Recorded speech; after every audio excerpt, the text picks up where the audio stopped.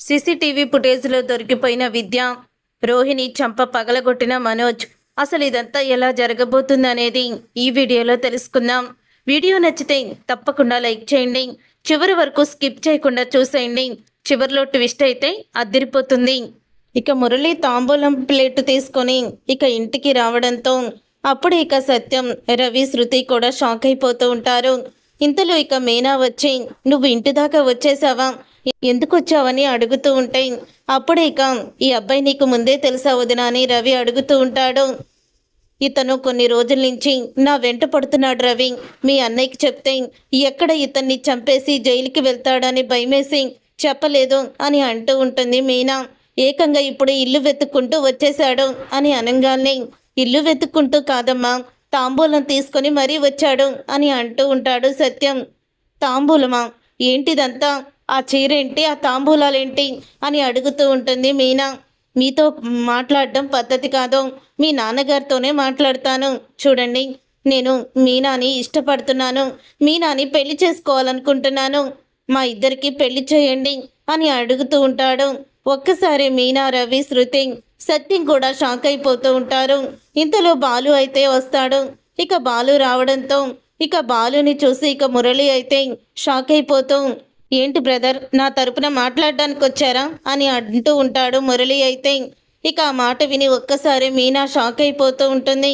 నువ్వేంటి ఇక్కడున్నావు అని అడుగుతూ ఉంటాడు బాలు. ఏం లేదు బ్రదర్, నువ్వే కదా చెప్పావు డైరెక్ట్గా ఇంటికి వెళ్ళి మాట్లాడమని, అందుకే ఇక్కడికి వచ్చాను అని మురళి అనేసరికి ఇక బాలుకి ఏమీ కూడా అర్థం కాదు. సార్, నా ప్రేమని అర్థం చేసుకోండి అని అంటూ ఉంటే, నీ ప్రేమని అర్థం చేసుకోవాల్సింది నేను కాదు, అదిగో అక్కడ నిలబడ్డాడే వాడే అడుగు అని అంటూ ఉంటాడు సత్యం. ఇక రవి, శృతి ఇద్దరూ కూడా మళ్ళీ బాలుని ఆట పట్టిద్దామని, అప్పుడే ఇక బాలుతో రవి అయితే ఇలా అంటూ ఉంటాడు, అతనేదో నిన్ను అడుగుతాడన్నయ్య, ఒకసారి ఏంటో అడుగు అని అంటూ ఉంటే, అప్పుడే ఏంటి మురళి, అసలేంటిదంతా, ఏం అడగాలనుకుంటున్నావు నువ్వు అని అంటూ ఉంటే, ఏం లేదు, నేను ఒక అమ్మాయిని ప్రేమించానని వెంట పడుతుంటే తను నన్ను నుంచి దూరంగా వెళ్ళిపోతుందని చెప్తే నువ్వే కదన్నా ఇంటికి వెళ్ళు, పెద్దలతో మాట్లాడు, అప్పుడు నువ్వెలాంటి వాడువో తెలుస్తుందని సలహా ఇచ్చావు కదా, అందుకే ఇక్కడికి వచ్చాను అని అంటూ ఉంటే, ఈ ఇంట్లో పెళ్లి కావాల్సిన అమ్మాయిలు ఎవరూ లేరే అని అంటూ ఉంటాడు బాలు. అదేంటన్నా, నేను ప్రేమించిన అమ్మాయి నీ ఎదురుగానే ఉంది కదా, అదిగో ఆ అమ్మాయి మీనా, నేను ప్రేమించింది అని మీనాని చూపిస్తాడు. ఒక్కసారి ఇక బాలు అయితే షాక్ అయిపోతూ ఉంటాడు. ఇక బాలు షాక్ అయిపోతూ, ఏంట్రా, నువ్వు ప్రేమించింది మీనానా అని అంటూ ఉంటే, అదేంటి బ్రో, ఒక్కసారి అంత సీరియస్ అయిపోయావు, అవును నేను ప్రేమించింది తనని అని అంటూ ఉంటాయి. అప్పుడే ఇక మీనా అంటూ ఉంటుంది, అంటే వీడికి ఇలాంటి సలహాలు ఇచ్చి ఇంటికి తీసుకువచ్చింది మీరేనా అని అడుగుతూ ఉంటుంది మీనా. అప్పుడు ఇక బాలు అయితే, అది కాదు మీనా, వీడు ఎవరినో ప్రేమిస్తున్నాడని అనుకున్నాను కానీ నిన్ను ప్రేమిస్తున్నాడని అనుకోలేదు అని మీనాతో అంటూ ఉంటాడు బాలు. అప్పుడు ఇక మురళి అయితే, అంటే మీ ఇద్దరికి కూడా ముందే పరిచయం ఉందా, ఏంటన్నా చెప్పలేదు అని అంటూ ఉంటాడు మురళి. రే, కామంతో కళ్ళు మూసుకుపోయిన వాడికి ఏమీ కనిపించదంటారు, అలాగే నీకు కూడా ప్రేమతో కళ్ళు మూసుకుపోయి తనని నువ్వు సరిగ్గా చూడలేదనుకుంటా, ఆ నుదుటిన బొట్టు, తన మెడలో తాడు, ఇవేమీ నీకు కనిపించలేదేంట్రా, తనకి పెళ్ళయ్యింది అని అంటూ ఉంటాడు బాలు అయితే. అప్పుడు ఇక ఆ మాట విని ఒక్కసారి మురళి షాక్ అయిపోతూ ఇక మీనాని చూస్తాడు. మీనా నుదుటిన పాపిట్లో బొట్టు ఉంటుంది, అలాగే మెడలో పసుపు తాడు ఉంటుంది. ఇక అది చూసి ఒక్కసారి షాక్ అయిపోతూ, ఏంటి, మీకు పెళ్ళైపోయిందా అని అంటూ ఉంటాడు మురళి. పెళ్ళవడం కాదు, నీకు సలహా ఇచ్చి ఇక్కడికి తాంబూలం తీసుకురమ్మని చెప్పాడే ఇత్తగాడే నా భర్త అని అంటూ ఇక బాలుయే తన భర్త అని మీనా అయితే చెప్పేస్తుంది. అది విని ఒక్కసారి మురళి అయితే షాక్ అయిపోతూ ఉంటాడు. బ్రో, నాకు ఈ విషయం తెలియక, నీ భార్య అని తెలియక, అసలు తనకి పెళ్ళైంది అనే తెలియక నేను తన వెంట పడ్డాను. తనేదో కాలేజీ స్టూడెంట్ ఏమో, తన కుటుంబం కోసం అలా పూలు అమ్ముకొని కష్టపడుతుందేమో అని అనుకున్నాను, కానీ తను నీ భార్య అని తెలీదు బ్రో అని అంటూ ఉంటాడు. రే, ప్రేమించేటప్పుడు తనకి పెళ్ళయిందో లేదో చూసుకోవాల్సిన అవసరం లేదా నీకు అని అడుగుతూ ఉంటాడు బాలు అయితే. అసలు మిమ్మల్ని అనాలి, ఇలాంటి వాళ్ళని ఎంకరేజ్ చేసి సలహాలు కూడా ఇస్తున్నారా? బయటికి ట్రిప్పులకి వెళ్తున్నారా అని అనుకున్నాను కానీ, ఇలాగ అమ్మాయిల వెంట పడమని అబ్బాయిలకి సలహాలు కూడా ఇస్తున్నారనమాట అని అంటూ ఉంటుంది మీనా. నువ్వు ఆగు మీనా. వాడేదో సాఫ్ట్‌వేరు ప్రేమించానంటే ఎవరో కాలేజీ అమ్మాయి అనుకున్నాను కానీ, ఇలా నువ్వనుకోలేదు నేను అని అంటూ ఉంటాడు. బాలు అయితే సారీ అన్నా సారీ. ఇంకెప్పుడు నీ కంటికి నేను కనిపించను అని అక్కడి నుంచి వెళ్ళిపోతూ ఉంటే, హలో సాఫ్ట్‌వేర్ గారు ఆగండి. మీరు తీసుకొచ్చిన తాంబూలం ప్లేటుని తీసుకువెళ్ళి మీ కాబోయే భార్యకి ఇవ్వండి అని అంటూ ఉంటాడు రవి అయితే. అప్పుడే ఇక మురళి వెనక్కొచ్చి ఇక చీరని తాంబూలం మొత్తం కూడా తీసుకువెళ్ళిపోతాడు. ఇక మీనా అయితే అంటూ ఉంటుంది, అసలు ఇలాంటి సలహాలు ఇవ్వడం ఏంటి? మీకు అసలు బుద్ధుందా? వాడు చూడండి ఎలా వచ్చేసాడో. ఇంకా టయానికి అత్తయ్య ఇంట్లో లేదు కాబట్టి సరిపోయింది. లేకపోతే అత్తయ్య, రోహిణి, మనోజ్ వీళ్ళు ముగ్గురులో ఎవరున్నా సరే నన్ను ఇక బయటికి పంపించేవాళ్ళు కాదు. ఇలా మళ్ళీ పెళ్లి సంబంధాల కోసం ఎంతమంది వస్తారో నువ్వు బయటికి అడుగు పెట్టడానికి వీలు లేదని అత్తయ్య నాకు ఆంక్షలు పెట్టేది అని అంటూ ఉంటుంది మీనా. సారీ మీనా, ఇంకెప్పుడు కూడా ఇలా జరగదు మీనా. అయినా నీ వెంట పడుతున్నాడని ఇప్పటి వరకు నువ్వు చెప్పలేదు, ఇవాళే చెప్పావు. నువ్వు కూడా చేసింది తప్పే అని అంటూ ఉంటే అప్పుడు ఇక సత్యమైతే, రే ఇలాంటి వేషాలు ఇంకెప్పుడు వేయకు, అర్థమవుతుందా అని ఇక బాలునైతే అంటాడు. మాకైతే ఫుల్ కామెడీగా ఉంది అని అంటూ ఉంటుంది శృతి అయితే. అప్పుడే ఇక అయినా వీడు అసలు మీనా వదినికి పెళ్ళి కాలేదని ఎలా తెలుసుకున్నాడో అని అంటూ ఉంటే ఇంతలో మళ్ళీ మురళి అయితే వస్తాడు. బైక్ కీస్ మర్చిపోయాను అని అంటూ ఉంటాడు. రే ఆగిరా, అసలు మీనాని ఎక్కడ చూసావు? మీనాకి పెళ్లి కాలేదని నువ్వు ఎలా అనుకున్నావురా అని అడుగుతూ ఉంటాడు మురళిని బాలు. అదే అన్న, ఇన్స్టాగ్రామ్లో తను ఇలాగా ఫంక్షన్లకి అన్నిటికీ కూడా డెకరేషన్ చేస్తానని కొన్ని ఫొటోస్ పెట్టింది కదా, ఆ ఫొటోస్ చూసి తనకి ఇంకా పెళ్లి కాలేదేమో అనుకున్నాను అని అంటూ ఉంటాడు మురళి అయితే. ఇక మురళి అన్న మాటలకి అప్పుడే, అదేంటి డబ్బుడమ్మా, మా ఇద్దరికి కూడా అన్ని ఫోటోలు తీసావు కదా, మరి మా ఇద్దరు ఫోటోలు పెట్టలేదా అని అడుగుతూ ఉంటాడు బాలు. లేదు బాలు, ముందు మీనా ఫోటోలే పెట్టాను, ఈసారి మీ ఇద్దరి ఫోటోలు కలిపి పెడతాను, అప్పుడు ఇలాంటి అనుమానాలు ఎవ్వరికి కూడా రావు అని శృతి అయితే అంటూ ఉంటుంది. సరే, ఈ విషయాన్ని అత్తయ్యకి చెప్పకండి, అమ్మో చెప్తే శివతాండం ఆడేస్తుంది అని మీనా అయితే అంటూ ఉంటుంది. సరే మీనా, బయటికి వెళ్దాంరా అని అంటూ ఉంటాడు బాలు. నేను రాను, మీ మీద నేను కోపగించాను, అలిగాను అని అంటూ ఉంటే, బొంగమూతి పెట్టుకున్నానని కూడా అంటావా ఏంటి? బొంగమూతి నీకు అందం కానీ మనం ఒక ప్లేస్కి వెళ్ళాలి, రా వెళ్దాం అని అంటూ ఉంటాడు బాలు. నాకు ఇంట్లో చాలా పనుంది అని అంటూ ఉంటుంది మీనా. పని ఎప్పుడు ఉండేదే కదమ్మా, నువ్వు వెళ్ళు అని అంటూ ఉంటాడు సత్యం. ఇక బాలు మీనా ఇద్దరు కూడా ఇక బయటికైతే వస్తారు. మీరు ఇలా చేస్తారని అనుకోలేదండి అసలు మిమ్మల్ని అని అంటూ ఉంటే, ఆగు ఏంటసలు, ఎందుకు నువ్వు ఇలా నా మీద కోపాన్ని చూపిస్తున్నావు? ఏదో వాడు ప్రేమించానన్నాడు, సరే అని ఒప్పుకున్నాను, దాంట్లో తప్పేముంది, ఏదో సలహా ఇచ్చాను అని అంటూ ఉంటాడు బాలు అయితే. ఇంకెప్పుడు కూడా ఇలాంటి చచ్చు సలహాలు ఇవ్వకండి అని చెప్తూ ఉంటుంది మీనా. ఇక మీనాని తీసుకొని ఆ ముసలాళ్ల దగ్గరికైతే వెళ్తాడు బాలు. ఇక వాళ్ళ దగ్గరికి వెళ్ళి, ఆ రోజు నిన్ను వీళ్ళు కాపాడడానికి ప్రయత్నించారు, నువ్వు కిడ్నాప్ అయిన విషయం వీళ్ళ ద్వారానే నాకు తెలిసింది, వీళ్ళు కూడా నిన్ను కాపాడడానికి ఎంతగానో ప్రయత్నించారు, ఆ రోజు నుంచి వీళ్ళని కలుద్దామని అనుకుంటున్నాను, కుదరడం లేదు అని అంటూ ఉంటాడు బాలు మీనాతో. మీరు చెప్పింది కరెక్టేనండి, నేను కూడా అనుకుంటూనే ఉన్నాను కలుద్దామని, కానీ నాకు కూడా కుదరడం లేదు. ఇదిగోండి తాత, తీసుకోండి అవ్వ అంటూ వాళ్ళకి ఫ్రూట్స్ అలాగే ఇంకా కొంచెం తినేవి అన్నీ కూడా తీసుకొస్తారు. అప్పుడే ఇక మీనాని చూసి, ఆ రోజు నిన్ను ఆ రౌడీలు వెతుకుపోతూ ఉంటే చాలా భయమేసిందమ్మా, ఇప్పుడు మనశ్శాంతిగా ఉంది, ప్రశాంతంగా ఉంది, నీ భర్త నీకు అండగా ఉన్నంతసేపు ఎవ్వరూ కూడా నిన్నేమీ చేయలేరు అని అంటూ ఉంటుంది పెద్ద ఆవిడ.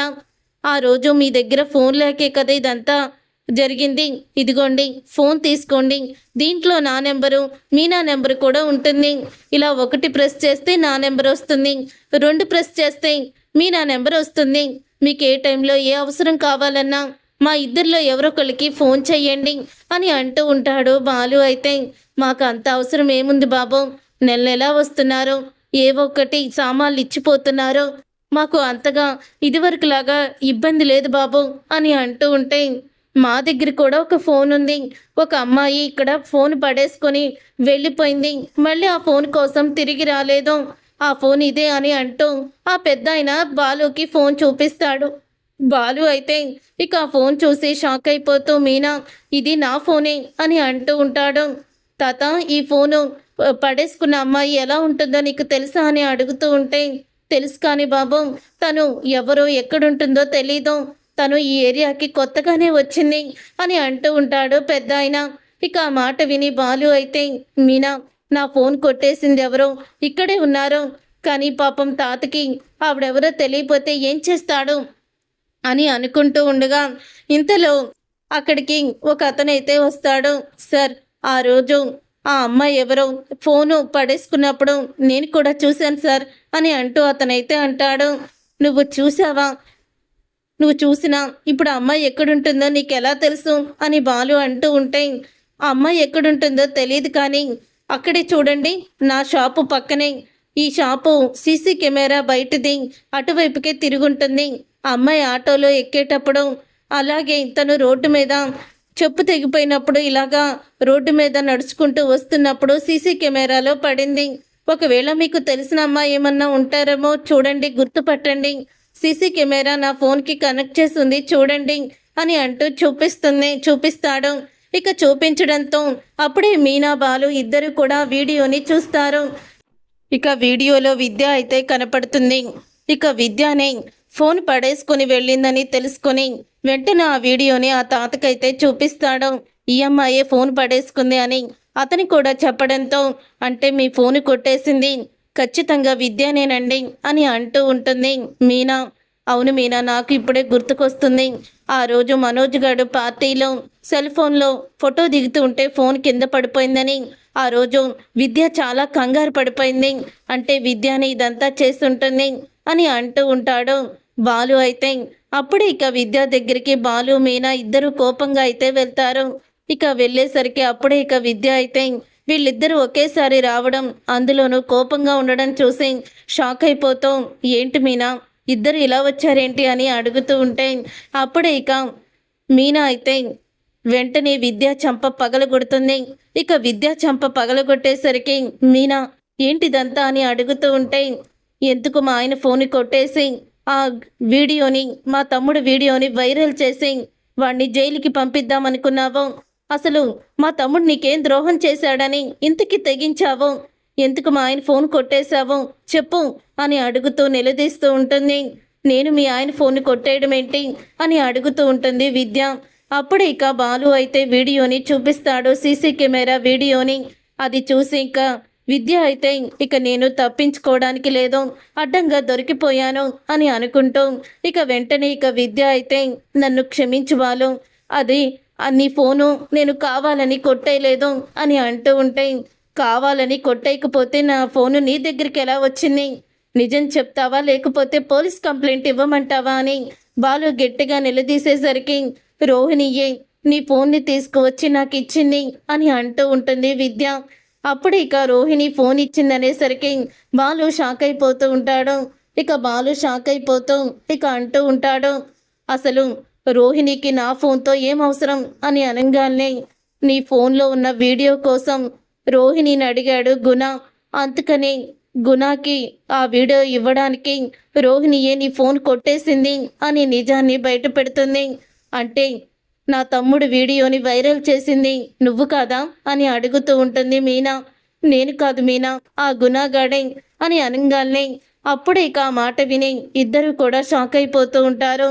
ఇక ఇద్దరు కూడా షాక్ అయిపోతూ అప్పుడే ఇంకా చెప్తాను, అందరి సంగతి తేల్చేస్తాను అని అంటూ బాలు మీనా ఇద్దరు కూడా ఇంటికైతే బయలుదేరుతారు. అయిపోయింది వాళ్ళతో రోహిణి, ఇప్పుడు నేను ఫోన్ చేసి చెప్పడం కూడా వేస్టే అని అనుకొని విద్య ఫోన్ కూడా చేయదు. తర్వాత బాలు మీనా ఇద్దరు కోపంగా ఇంటికి వెళ్తారు. వెళ్ళిన తర్వాత అప్పుడే ఇక మీనా విద్యనైతే కనిపించగానే ఎలా కొట్టిందో రోహిణిని కూడా అలాగే చంప పగలగొడుతుంది. అది చూసి ఒక్కసారే ప్రభావతి షాక్ అయిపోతూ, ఏమైంది నీకు, నా కోడల్ని కొడతావా, నీకెంత ధైర్యమే అని అడుగుతూ ఉంటే, ధైర్యమా? ధైర్యం ఉన్నదాన్ని కాబట్టే ఇలా దెబ్బతో వదిలేశాను. లేకపోతే పీక పిసికి చంపేసేదాన్ని. ఎందుకు నీకు నా తమ్ముడి మీద అంత కోపం? అత్తయ్య కంటే నా పుట్టింటి వాళ్ళు పేదవాళ్ళని, వాళ్ళని లోకువుగా చూస్తుంది, చులకనగా చూస్తుంది. మరి నీకేమైంది? ఎందుకు నా తమ్ముణ్ణి నువ్వు అలా ఇరికించావో? ఆ గుణాగాడి చేతికి ఈయన ఫోన్ని ఎందుకు తీసుకువెళ్ళి ఇచ్చావు అని అడుగుతూ ఉంటే, అప్పుడే ఏం మాట్లాడుతున్నావు మీనా? నోటికొచ్చినట్లు మాట్లాడుతూ నా మీద అబండాలు వేస్తే నేను ఊరుకుంటాననుకుంటున్నావా అని అంటూ ఉంటుంది. రోహిణి అయితే లేనిపోని అబండాలు వేయాల్సిన అవసరం లేదు, సాక్ష్యాలు తీసుకొచ్చాను అని సాక్ష్యాలు అయితే చూపిస్తుంది మీనా. అప్పుడు ఇక విద్య అయితే రోహిణి ఆ ఫోన్ని తీసుకువెళ్ళి గుణాకి ఇచ్చింది అని విద్య మొత్తం చెప్పేటప్పుడు వీడియో రికార్డ్ చేసుకుంటాడు బాలు. అది అయితే చూపిస్తాడు. అది చూపించగానే ఒక్కసారి ఇక షాక్ అయిపోతూ ఉంటుంది రోహిణి అయితే. అప్పుడు ఇక మనోజ్ అయితే, ఏంటి రోహిణి ఇదంతా ఎందుకు చేశావు? ఆ గుణాగాడు వీడియో ఇమ్మంటే ఎందుకు ఇచ్చావు? అసలు ఆ గుణాగాడికి నీకు ఎందుకు పరిచయం అయింది అని అడుగుతూ ఉంటాడు మనోజ్ అయితే. అప్పుడే అది మనోజ్ అని అనగానే ఇక తడబడుతూ ఉండగా ఇంతలో ఇక అంటూ ఉంటుంది మీనా అయితే, వెళ్ళి వాళ్ళ ఫ్రెండ్ విద్యాని తీసుకురండి, తీసుకొస్తే అప్పుడు కళ్ళ ముందు నిలబెట్టి వీళ్ళకి బుద్ధొచ్చేలా చెప్దాము అని అంటూ ఉంటుంది మీనా. అప్పుడు ఇక విద్యాన్ని తీసుకొస్తాను అని మీనా అనడంతో షాక్ అయిపోతూ ఉంటుంది ఇక రోహిణి. షాక్ అయిపోతూ, అవునండి నేను గుణ దగ్గరికి వెళ్ళాను, అతను ఏవో సెటిల్మెంట్లు కూడా చేస్తాడంట కదా, నా కూడా ఒక అతనైతే తిరుగుతున్నాడు, అతను నన్ను ఏడిపిస్తున్నాడు, అందుకని అతను రౌడీ కదా గుణ, అతనికి కానీ వార్నింగ్ ఇస్తాడేమో నా వెంట పడేవాడు, కానీ నేను వెళ్ళి అతని మీద కంప్లైంట్ ఇచ్చాను. అలా కంప్లైంట్ ఇవ్వగానే అప్పుడే ఇక గుణ అయితే అతన్ని తీసుకువచ్చి నువ్వు బాలు ఫోన్ తీసుకొస్తే ఇతను ఇక నీ వెంట పడకుండా చేస్తాను, లేకపోతే ఇతన్ని చితకబాది పోలీసులకు అప్పచెప్పి నీ మీదే నెట్టేస్తాను అని చెప్పాడు. ఇక దాంతో నాకు ఏం చెయ్యాలో తెలియక బాలు ఫోన్ని కొట్టేశాను. ఆ వీడియో ఉందని కానీ నాకేమీ తెలియదు అని అంటూ ఉంటుంది రోహిణి. ఇక రోహిణి అన్న మాటలకి, ఏంటి నువ్వు కథలు చెప్తే ఇక్కడ నమ్మేసే వాళ్ళు ఉన్నారనుకుంటున్నావా అని మీనా అడుగుతూ ఉంటుంది. ఇక మీనా అడుగుతూ, నీ వెంట పడుతూ ఉంటే నీ భర్తకి చెప్పాలి, లేకపోతే అత్తయ్యకి చెప్పాలి, అసలు ఆ గుణాగాడితో చెప్పడం ఏంటి, ఆ గుణాగాడి సహాయం తీసుకోవడం ఏంటి నువ్వు అని అడుగుతూ ఉంటుంది మీనా అయితే. ఇక మీనా మాటలకి రోహిణి అయితే, నా ఇష్టం వచ్చినట్టు నేను చేస్తాను, నా జీవితంలోకి తొంగి చూడాల్సిన అవసరం నీకు లేదు అని అంటూ ఉంటుంది మీనాని. ఇప్పుడు నష్టపోయింది నా తమ్ముడే, నువ్వు కొట్టేసిన మూలానే ఫోను ఇప్పుడు ఇంత రాద్ధాంతం జరిగింది అని అంటూ ఉంటుంది మీనా అయితే. అత్తయ్య దగ్గరే కదా డబ్బులు కొట్టేసింది, మరి అత్తయ్యకి నిజం తెలియకుండా కప్పిపుచ్చామా అనుకున్నారా అని అడుగుతూ ఉంటుంది రోహిణి. చూడు మనోజ్, వీళ్ళు నోటికొచ్చినట్లు మాట్లాడుతున్నారు అని అంటూ ఉంటుంది రోహిణి. అప్పుడు ఇక మనోజ్ అయితే రోహిణి చంప పగలగొడతాడు. మనోజ్ రోహిణి చంప పగలగొట్టంగానే అందరూ కూడా షాక్ అయిపోతూ ఉంటారు. మనోజ్, ఏంటి తప్పు చేసినట్టు నన్ను కొడుతున్నావు అని అడుగుతూ ఉంటుంది రోహిణి. తప్పున్నారా? అసలు ఆ గుణాగాడి దగ్గరికి ఎందుకు వెళ్ళావు నువ్వు? నీ వెంట ఎవడైనా పడుతుంటే నాకు చెప్పాలి, నీ భర్తకి చెప్పాలి, మరి నాకు కూడా చెప్పకుండా నువ్వెందుకు ఇలా చేశావు అని అడుగుతూ ఉంటాడు మనోజ్ అయితే. అప్పుడు ఇక మనోజ్ అలా కొట్టంగానే రోహిణి షాక్ అయిపోతూ ఉంటుంది. అసలు రౌడీలతో నువ్వు వెళ్ళి ఒంటరిగా కలవడం ఏంటి? నీకేమన్నా పిచ్చి పట్టిందా? ఇంకోసారి ఇలాంటివి చేసావంటే మాత్రం ఊరుకునే ప్రసక్తే లేదో, గుర్తుపెట్టుకో అని అంటూ ఉంటాడు మనోజ్ అయితే. రే, ఏంట్రా నువ్వు ఎప్పుడు శుద్ధపప్పులా ఉండేవాడివి, ఇంత కోపాన్ని చూపిస్తున్నావేంటి అని అడుగుతూ ఉంటాడు బాలు అయితే. ఒరిజినాలిటీ బయటికి తీస్తే ప్రతి ఒక్కడిలో కూడా ఒక తిరుగుబాటుదారి ఉంటాడు, అలాగే నాలో కూడా అని అంటూ ఉంటాడు మనోజ్ అయితే. కానీ నువ్వు చేసింది మాత్రం కరెక్ట్ కాదు. ఆ గుణాగాడు నిన్ను అడ్డం పెట్టుకొని బాలు ఫోన్ని కొట్టేయించేలా చేశాడు. రేపటి రోజున మళ్ళీ వాడిని అడ్డం పెట్టుకొని నీ దగ్గర డబ్బులు కూడా గుంజొచ్చు. అసలు ఈ విషయాలు నువ్వు అన్నీ కూడా తెలుసుకున్నావా లేదా అని అంటూ ఉంటాడు మనోజ్ అయితే. అది కాదు మనోజ్ అని అనగానే, ఇంకోసారి ఇలాంటి రాజకీయాలు చేసావంటే మాత్రం ఊరుకునే ప్రసక్తే లేదు, నా దగ్గర ఏదైనా రహస్యాన్ని దాచినా కూడా నేను ఒప్పుకోను అంటూ మనోజ్ శాంకిస్తూ ఉంటాడు రోహిణికి. చూసారుగా ఫ్రెండ్స్, రాబోయే కథలో ఖచ్చితంగా ఇలాగే జరగబోతుంది. మరి ఇలాగే జరగాలని మీరైతే కోరుకుంటున్నారా? అయితే వీడియోని తప్పకుండా లైక్ చేయండి. మీరు చేసే ఒక్క లైక్ మాకు ఎంతో మోటివేషన్ ఇస్తుంది.